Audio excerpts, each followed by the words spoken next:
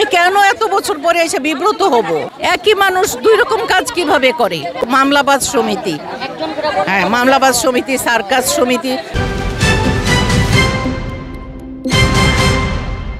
কয়েকদিন পরপর শিল্পী সমিতিতে এরকম একটি পরিস্থিতি তৈরি হচ্ছে, বিষয়টা একজন সিনিয়র শিল্পী হিসেবে কিভাবে দেখেন? খুব লজ্জাজনক, খুবই লজ্জাজনক, দুঃখজনক। মানে একজন সিনিয়র শিল্পী হিসাবে এই কাজের জন্য, মানে এই প্রতিবাদ করার জন্য আমি এইখানে আসবো কেন? আমি এইখানে অভিনয় করতে আসবো, আমি ভালো কিছু করতে আসবো, তাই না?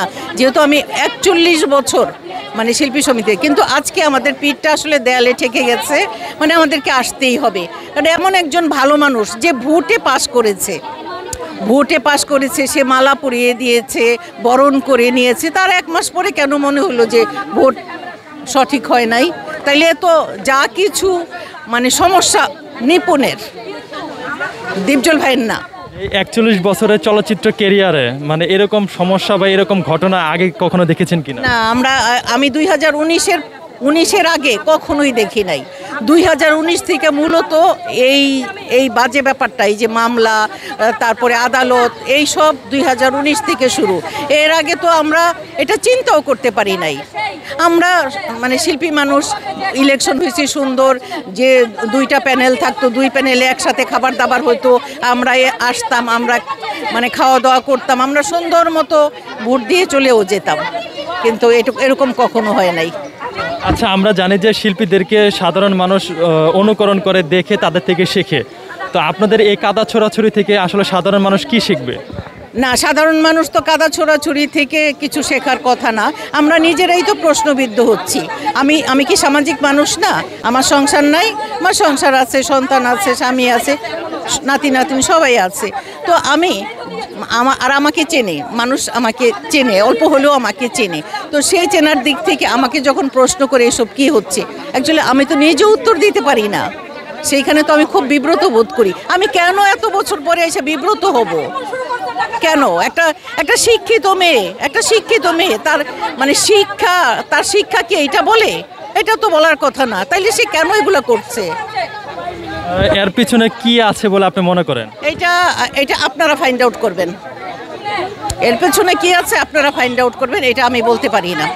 আমি অনেক বিব্রত, আমি খুবই বিব্রত। মানে আমি একটু আগেই তো বললাম যে আমিও তো সামাজিক জীব, আমি সবাইকে নিয়ে আমার চলতে হয়। কিন্তু এখন হয়তো আমার প্রতিবেশীও আমাকে বলছে যে আপনাদের এইসব কি? কারণ এখন তো ঘরে ঘরে মোবাইল মানে ফেসবুক, মানে কোনো কিছু আমরা জানার আগে ফেসবুকে চলে আসে।